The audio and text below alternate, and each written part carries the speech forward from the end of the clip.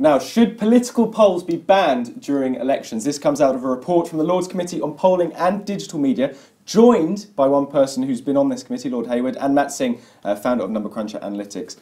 Lord Hayward, let's just talk about what actually has been recommended here, what this report is actually saying. The report in broad terms is saying that the polling industry needs to look at what it produces as results, which have been disastrous in 2015, 2016, 2017. But it does significantly say that polls in this country and worldwide are not actually getting more inaccurate. That does recognise, however, that they're becoming much more difficult to conduct. So look at the issue, particularly through the eyes of the industry.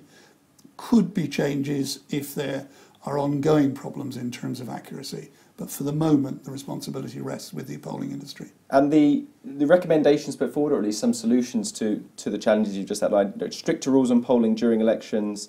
British polling council should be a watchdog like Ipso, monitoring methodology, compelling polling companies to publish who funds polls, for example, call out poor reporting of polls. I mean, would that be an effective solution, I suppose? Some kind of regulatory force who's able to monitor? We studiously avoided regulatory enforcement. Right. We said that there should be some form of review and recognition within the industry. We also expressed concern about how some parts of the media represented polls.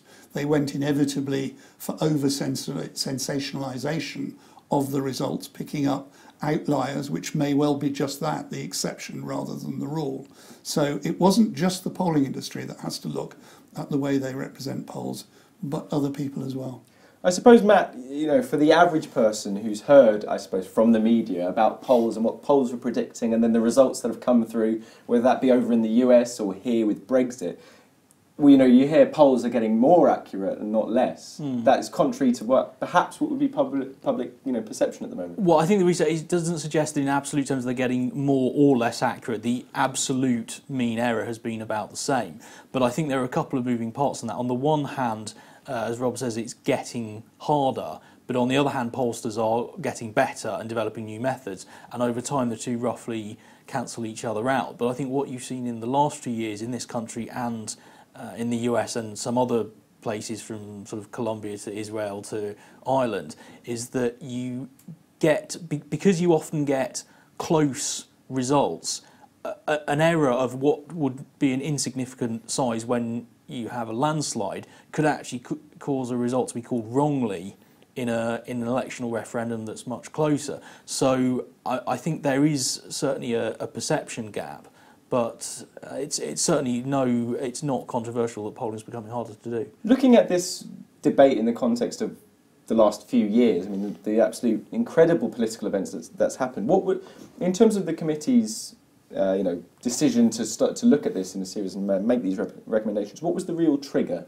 Where was the real? There's no question that the trigger was the series of poor results, 2015, 2016, 2017, which coincided with an equally sensational result in the United States, which, as Matt says, you only need a very small margin of error when the margin is small and you get the wrong result, in inverted commas, for a pollster.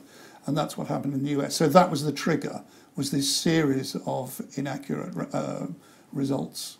And Lord Lipsey, who's obviously the chair of the Polling and Digital Media Committee, said, if there's nothing done, the risk is that we might need to ban polling or political polling during elections altogether, or do something effectively much stronger, much more draconian perhaps, in order to correct it. I mean, is that something It's something we discussed. We discussed the merits. There are a large number of countries in the EU, for example, that actually do ban polls for a certain period, last few days, week or so.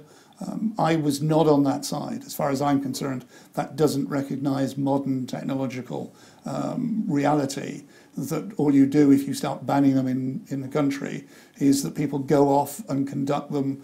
They conduct them in this country, but they publish them in Belgium or in France or Russia or the United States. Which of course can still be accessed. And the results still come back. So as far as I'm concerned, that's a pointless exercise. And for the average person, watching this, or you chat to in the street, they might say, what is the what's the benefit of doing these polling during elections? All it does is potentially, whip up fear, whip up, anxiety for the party that isn't doing as well. What is the point? If I can pick that one up, it's not the fear in those terms. What the problem is that when you have inaccurate trends being conveyed, then in fact the campaign becomes very different. So instead of discussing a huge majority for the Conservatives, you finish up with a narrow majority. People may well have changed their minds at the last election, thinking, I don't want an overwhelming Tory majority, and therefore I'll vote some other party.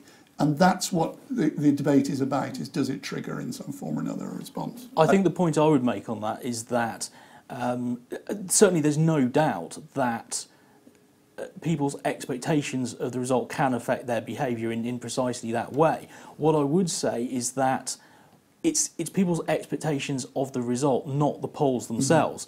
Mm-hmm. If you didn't have polls, those expectations could be driven by party spin, by rumours of what's going on the doorstep, betting markets, any number of different things that are, unlike polling, not scientific. Polling is an imperfect science, but it is nevertheless a science and practiced in good faith. So I think in the absence of a better alternative, I think banning it or even blacking it out temporarily would not really achieve what it's supposed to. And the response from the industry, those who are involved in the sector, has been warm, open, at least? Yes, it has. They've responded very favourably to the report.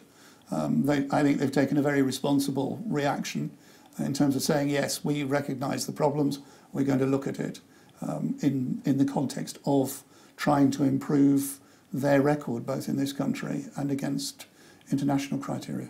Lord Hayward, Matt Singh, thank you very much.